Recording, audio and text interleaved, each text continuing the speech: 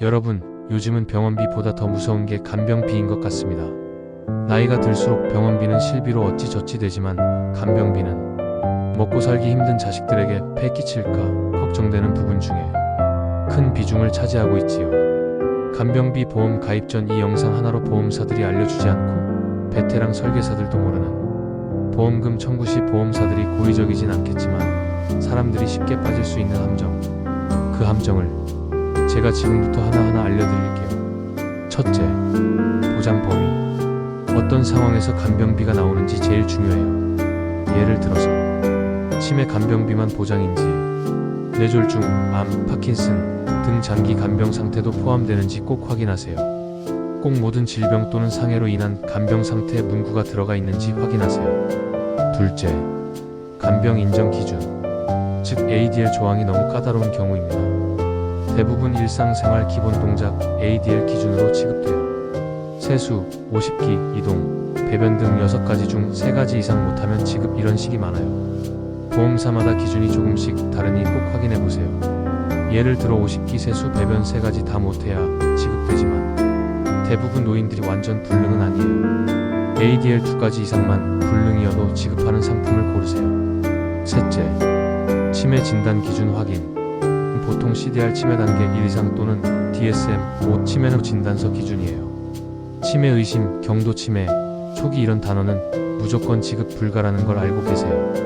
넷째, 의사의 진단서가 아니라 회사 지정 서류만 인정. 보험금 청구할 때 병원 진단서만 제출하면 될 것 같지만 회사 지정 의학적 기준에 부합해야 한다. 문구로 거절당할 수도 있어요. 의사 진단서만으로 지급이라고 약관에 써 있는지 꼭 확인하세요. 다섯째, 갱신형으로 숨겨진 보험료 폭탄. 초기 보험료가 싸서 가입했는데 5년 10년마다 갱신되면 폭등할 수 있습니다. 70세 이후에는 3배에서 5배까지 오를 수 있으니 상담 시 평생 보장만 강조하고 갱신형이란 말은 빠뜨리는 경우가 많은데 갱신형인지 비갱신형인지 반드시 계약서에 체크하세요. 보험료는 약간 비싸지만 비갱신형을 강력 추천합니다. 여섯째, 간병비 특약이 주계약이 아니라 부가특약. 보험금 받을 때 주계약이 먼저 끝나면 특약도 자동 소멸돼요. 이 만가와 함께 90세까지인 줄 알았는데 80세 주계약이 종료되는 시기입니다. 특약의 보장기간이 주계약과 같은지 꼭 확인하세요. 일곱째, 지정 질병으로 직접 기인한 경우의 하남 이라는 문구인데요. 이건 합병증 보장 안됨이라는 소리예요. 환자가 본 약관에서 정한 지정 질병으로 직접 기한하여 간병 상태가 된 경우에 한하여 보험금을 지급하나, 예를 들어 당뇨 환자가 합병증으로 신부전까지 와서 간병이 필요하면 지급 거절 가능성이 매우 커요.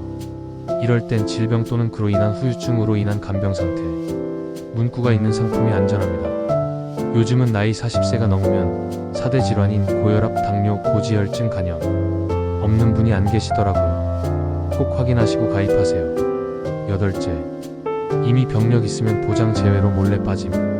간병 상태가 되어도 과거에 그 병의 진단을 받았으면 보장 제외될 수 있어요. 예를 들어 고혈압, 당뇨 병력이 있으면 뇌졸중, 치매 관련 간병비 지급 제외 조항이 존재합니다. 약관에서 가입 전 진단받은 질병으로 인한 간병 제외 부분이 있는지 꼭 확인하세요.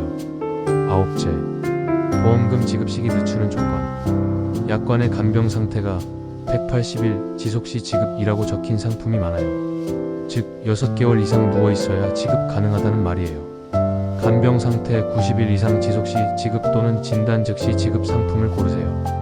10번째, 일시금 지급처럼 보이지만 실제로는 매월 지급형. 간병비 1천만원 지급이라 써있지만 실제로는 매월 100만원씩 10개월 지급 이라서 중간에 사망 시 나머지 금액 안 나옵니다.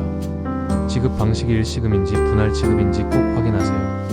그 외에도 여러 가지가 있지만 큰 그림에서 10가지 정도만 알고 계셔도 간병비 보험은 든든히 가입하실 수 있을 거예요. 글이 좋았다면 구독과 좋아요는 사랑입니다. 다음에 또 알찬 내용으로 전해드릴게요.